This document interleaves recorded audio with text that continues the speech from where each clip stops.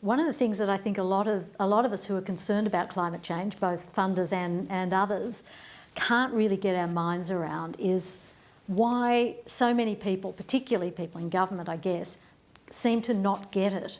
If you've heard the science, it just seems like such an obvious thing to try and deal with, and yet why is it that even in the face of the science, so many people are still unconvinced? Well, let's open that up if we can. I think one thing to say is that there's a very wide shade of opinion there, and that between the poles of the people who are utterly convinced that this is a major threat and proportionally concerned, and the people who don't think there's any threat at all, there's a very wide shade there. So it's not really black and white. I think there's a lot of people in between, and this is what really interests me, where if you go out into the street and you say, what are you concerned about, they won't mention climate change. But then if you ask them about climate change, they say, yes, they are concerned. So there's a capacity for people to keep it in separate compartments. And I think the reason for that is because climate change just actually speaks very badly to our innate sense of threat. So in a rational sense, there's a part of our brain which deals very well with figures and science and data. Many people, especially people who are well scientifically educated, can accept the scientific evidence. But at a more emotional level, a more kind of intuitive level, it just doesn't ring true. Or rather, we have to make an effort to make it work for people. You know, the things that we respond to very well in terms of threats are the kind of things we're reading in the papers every day now about terrorism. They're things that are here and now, and there's a threat, and someone's getting hurt, and there's an enemy, and there's violence. These are all the things which occupy our attention. And climate change gets pushed out of the way because it's none of those things. The problem is it's a huge threat. And I think the underlying challenge for climate change is how do we find ways of creating ways of thinking and narratives around this issue that give it the same kind of primacy in our attention that these other issues have. What are your thoughts about how we might actually do that? Is it about the fact that climate change is only intermittently in people's faces when there are major weather events or something like that? It's always going to be hard with climate change because it's always going to be an issue which is hard for us to understand. But we need to understand that the way we shape it is in the form of stories. And those stories can have a life of their own, which is actually then what climate change becomes. So even though climate change is difficult, the story can take on a life of its own. For people who don't accept climate change, that story is very real. They think that there's a story, that there's a conspiracy of left-leaning environmentalists to extend the role of government, to charge them taxes, that there's a self-serving scientists. They have a whole elaborate and extremely fantastic story that they've created around it. So what makes stories powerful is that they get passed between people. And every time that somebody hears something from someone they know, it becomes more real. So the challenge for climate change is how do we recognize that, work with it, and create stories around it that can be passed between people. And the key to that, I think, is by understanding and identifying people's values about what's important to them. So recognizing that there actually isn't a one-size-fits-all story around climate change, that different people have very different values and concerns, and that they all need two things. First of all, that they need to have a story which is shaped to their values, but secondly, really important, they need to hear it and understand it because it is coming from somebody that they know and trust. And a lot of the problem we have with climate change is that the story, first of all, doesn't speak well to the values of many people, especially people who are conservatives, but also secondly, they're not hearing it from people that they trust. And that's as big a problem. You know, it might be a great story. We might sometimes have some really relevant things to say about the opportunities that there are in the solar economy, especially in Australia, which has so much sun. But if you're hearing that from a bunch of lefty greenies, as you might see it, then even though you're out there in the outback and you've got the sun blazing down, you just don't believe it. So how can we hear it from the people we know and trust? Yeah. So are you saying that scientific proof by itself is not enough for people to change their attitude? Absolutely. it's very clear that one of the conclusions of all of the research that's been done on this, including a lot of very good experimental research, is that scientific information and data does not by itself convince people. It's actually very interesting that when you look at the scientific literacy or the education levels of people who actively reject climate science, that they are often, if anything, slightly better scientifically educated than the people who fully accept it. That's not to say that somehow they've found some amazing truth. What it means is that they are people who are mobilizing what they do know about science in order to be able to reject something because they don't want to accept it. And what we do is what psychologists call a confirmation bias, that we start with a position of what we want to believe in, and then what we do is we collect the evidence to support it. Now, of course, if you have an open mind and you trust what scientists say, then you're quite likely to be persuaded by that. That, however, of itself does not mean that you become actively engaged with the issue. As I said, there's a very wide range of people in between. So there are the people who become very active, but there's also a whole lot of people who accept the science, say yes, but actually effectively they're out of the argument because from day to day, year to year, they don't think about it and they don't talk about it. What's the research showing us about the proportion of people who outright reject, who are outright skeptics? Several things. One thing that we're seeing is that they're relatively small. The percentage of people here in Australia who do not think that the climate is changing at all are maybe 7.5%, 8%. It's pretty low. In fact, actually lower. It's lower than it would be in Britain or America or in Canada. Okay. And the English-speaking world has a much higher level of climate change denial, outright rejection than you would find in other countries. What's interesting in Australia is that the rest of the population is split right down the middle between the people who think that the climate is changing but it's natural, and the people who think the climate is changing but it's human created. And I think that leaves everything to fight for. There is a lot of potential there for trying to pull people over from the side of saying they think it's natural to saying, okay, now they accept that it's human-made. Of course, the vast scientific consensus, and has been for the last 20 years, is that what we're seeing is human-induced.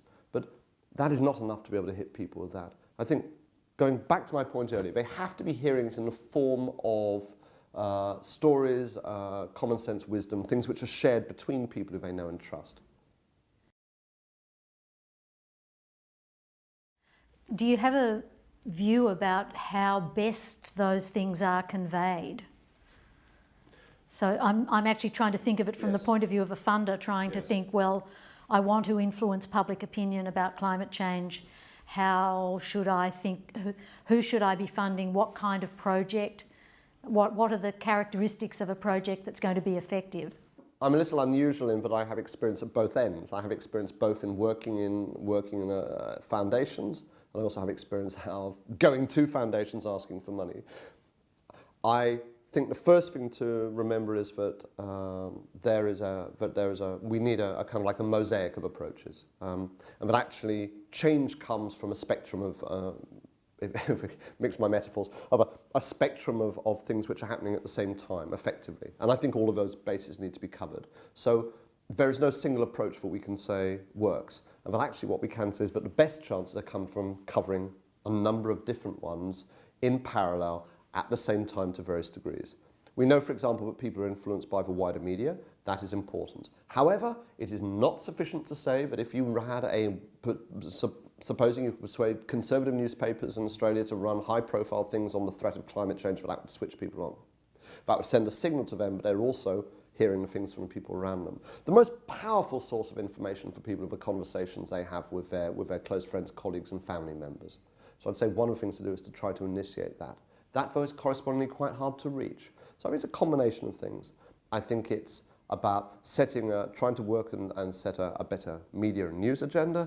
I think it's about trying to work through existing networks. So where can we find people who share a set of values? In my own work, for example, I've worked with trades unions, I've worked with faith groups, I've worked with conservative groups, I've worked with asylum groups, of course I've worked with environmental groups. All of these I've worked with Rotary Club. That was a very interesting network where people come together every month and they talk to each other about an issue of the day. That's a fantastic network. So there's lots of opportunities there for working with people. And then at the level below that, there are conversations that people have. And that, I think, is about empowering people as individuals to feel that they can generate change through their conversations. And a lot of people feel that they don't dare talk about climate change because they just get their heads shot off. And I think it's also, I would love to see much more personal activism around people in their workplace, of their friends and family, feeling much bolder about it. You know, even though sometimes it's a socially difficult thing to do. But you know what? A generation ago, it was often hard to talk about race issues, or to talk about gay rights, or to talk about issues like this, in a way. And there were brave people who did it, and they were critical for shifting public attitudes. And I think it's the same on climate change. That's something that as funders we could try and think about what kinds of things might give people a bit more confidence to have those conversations themselves. Yes, I think it's hard as a funder because on the one hand you see that there are things you want to prioritise that need to be done, but on the other hand you are dependent on what people want to do. So you're looking at the proposals which come in. Therefore, I think the opportunity for funders is to be alert to new opportunities and be prepared to encourage and support things which are working with new audiences and new constituencies in new ways. And I think the new is important there. I think that whilst the existing ways of working are good, I think that there are many, many interesting and new ways. I think, for example, new networks is important. I think prioritising work that involves speaking with people who previously have not been engaged, I think is something which is most important. Yeah.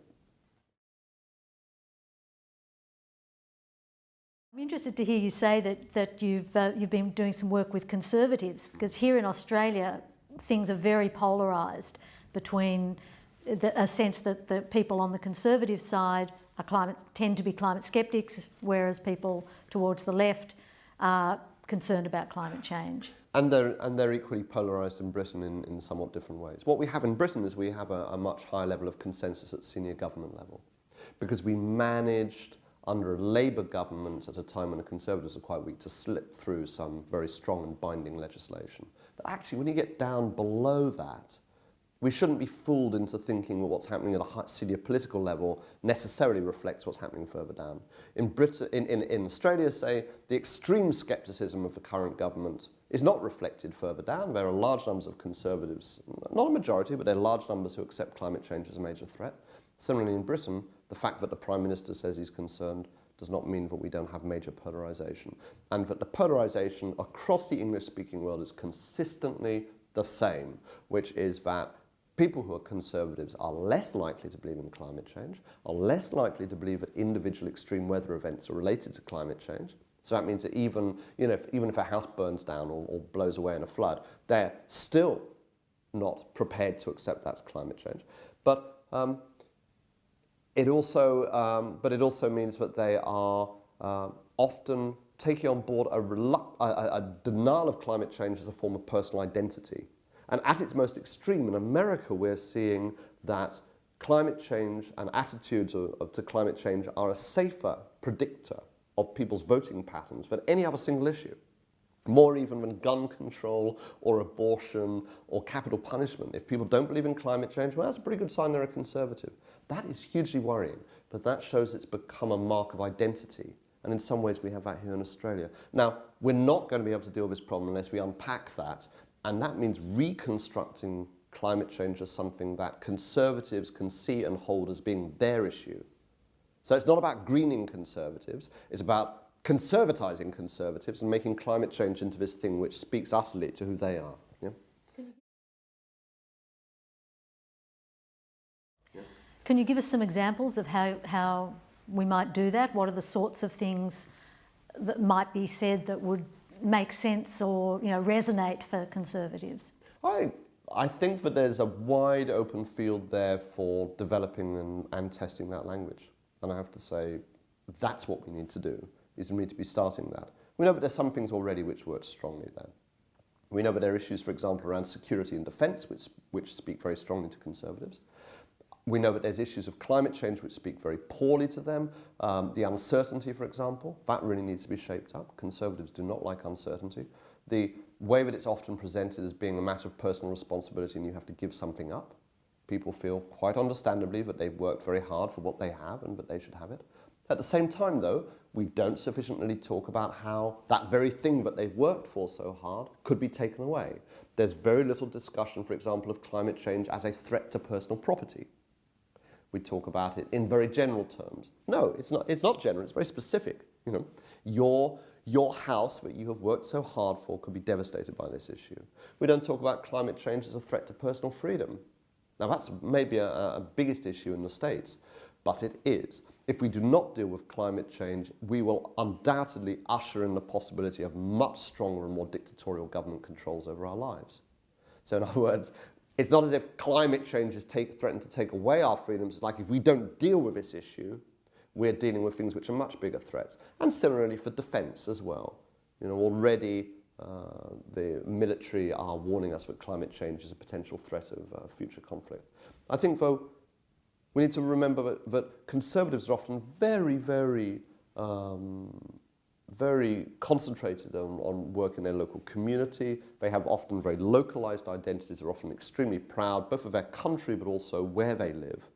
And I think very interesting, for example, the campaign, the Lock the Gate campaign in Australia, managed to tap into all of these things. Without talking in a big way about like saving polar bears or koala bears or any kind of bear, it actually came down to the issues of like, you know, you have a right to what you have on your land, so that's a property argument, and it's also about preserving the landscape, because for conservatives, landscape is the dominant environmental quality rather than ecology.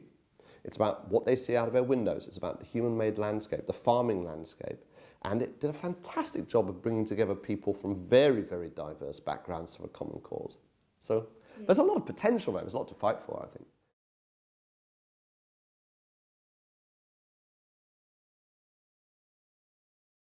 Well, we have a lot of conservative opposition to wind farms on the basis that they're a blot on the landscape. And could I say on that, where I live in Britain, in mid Wales, wind farms have effectively been blocked from being developed because of the most fantastically well-organised local campaign by local conservative farming communities saying we don't want this. And there's a lot to learn from that, because that was a huge error of misjudgment by the government. Part of what happened there was that they didn't understand or care about the values or concerns of people that they were dealing with. So if you try and ram something through on the basis of, well, we have to do this with our global responsibility, and you don't speak to people's values, you're going to lose. But there was every opportunity for wind farms to be accepted had they understood that people, quite rightly, want to feel that they have a share in something, that it's something that they have to personally gain from in their community. So you can structure things. Look, in Denmark, which is not a left-wing country, if you get out into the country of Denmark, it's as deeply conservative as any rural area. There's no opposition to wind farms because they're all managed and owned by the community. It's often about how things are structured and framed as well. You acknowledged before that as funders we're a bit limited by what the NGOs bring to us as projects. Can you think of some examples of good projects that either you've funded or that you've seen funded?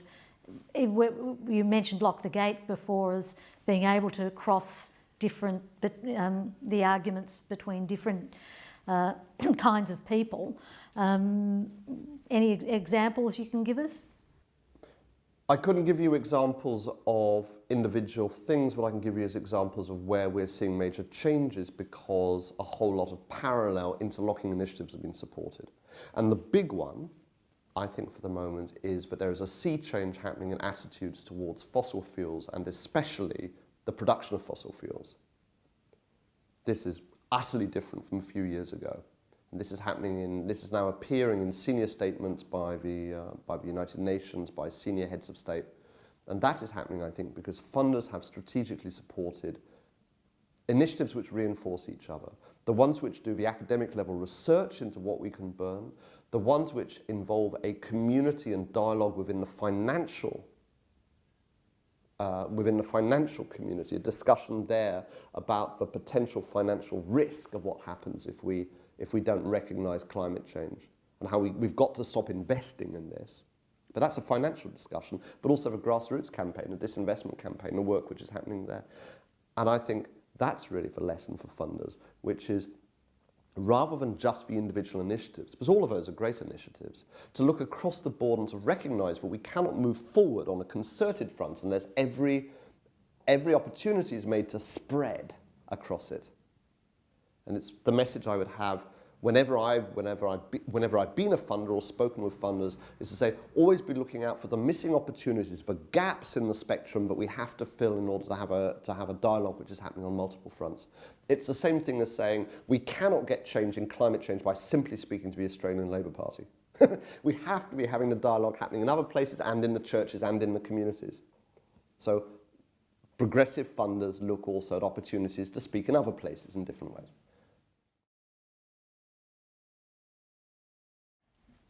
In Australia at the moment, it's mostly environmental funders who have been interested and funded climate change actions or activities. Do you have any thoughts about how we might reach out to a wider range of trusts and foundations? Thank you for raising the environmental point, because I think that's very important. As an environmentalist, I have come reluctantly, but in the end to a conclusion that actually it was a real mistake that we have been talking about climate change all along as an environmental issue. But this is something much, much bigger and much broader. And that when we define it in this limited way, we cut off many of the options for opening a discussion which is wider and broader, but also with more status. Environment is always one of those issues which is on the edge. It's like, as we're hearing now across policymakers, they say, well, yes, that's all very serious. We'll deal with that, but we've got a major economic crisis on at the moment. We have to recognise that climate change is something which is a threat, but also, we could say realistically, an opportunity across the board. And I think we need to break open the environmental language. I don't even talk about it as being environmental. So I think something funders can and should be doing is by helping to, funders have you have your own community. And I agree that this is something where you should be seeking to reach wider. I have to say, it is not just environment, or indeed even economy. It is also health. It is also human rights. It is also labour. It is also social. It is also impoverished communities. But at every level, there should, I think, in the first instance, be an engagement around the issue of climate change. But also, I think, an opportunity to find if there's a way of integrating climate change. It's really one of those things which should be on the agenda of every funder in every area, and trying to find ways, again, of speaking in new ways, with new audiences and new constituencies. Like, very interesting stuff has happened around health, for example. In Britain, with the British Medical Association, has held very influential conferences. They have really been mobilising within the health community, especially with kind of like senior doctors. Health is a very interesting issue because it's one of those ones which crosses political boundaries between left and right. Conservatives are especially concerned about health, and it's one of the things they mobilise around. So there's an example there of how we can open up a new audience by framing climate change in a new way.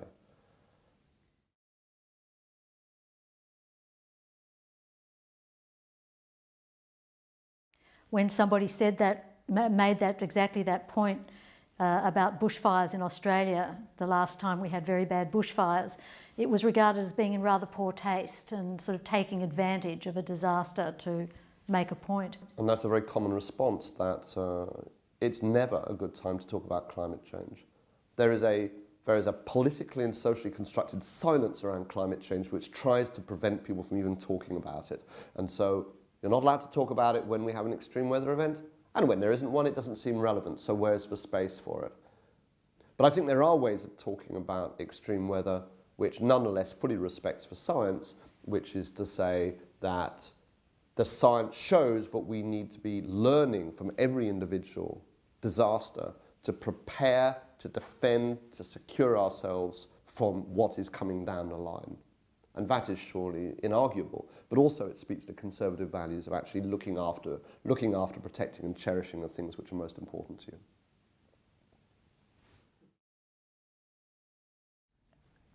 you. you've obviously done a lot of work in the UK, but since you've been here, what have you learned about the attitudes to climate change in Australia? The CSIRO every year does excellent work, actually, and some of the best in the world, on attitudes in Australia. So anyone who's interested should read this. What's clear is that Australia is a little unusual, that the number of people in Australia who actively refuse to accept that any climate change is happening is relatively small compared with other English-speaking countries. It's under 10%. It's very interesting that when you ask people how many Australians do not accept that some climate change is happening, people hugely overestimate that proportion. And it's something I always ask audiences, is to name that, because we take the cues for what we think is happening wider out there from what we see and hear, rather than actually knowing the truth of it. And we know that people are very vocal in their opposition to climate change, but we really overestimate how many there are. The real division in Australia comes between the people who think that climate change is caused by humans and the people who think that climate change is natural. And that's pretty well bang down the middle, split right down the middle. And I think that gives a great opportunity. I mean, it's frustrating, of course, that there are now so many people who don't accept that large scientific consensus that we are changing the climate. But it also has the door open for people to change their views. It's possible for people to shift from saying, yes, I think that there's something happening, to saying, yes, there's something happening and we're causing it, without losing face and without losing a sense of pride. So I think that's where the communications opportunity is trying to win people over that boundary. We also know there will be repeated and ever-increasing extreme weather events to work with. I'm afraid, I wish that wasn't the case, but this is not an issue which is any more something about what might happen 20, 30 years in the future. It's happening right now and around us. So the opportunity is on the back of every single one of them to say, and that was not isolated, that was like the last one, there's another big one coming down the line, and to help open up awareness on the back of that.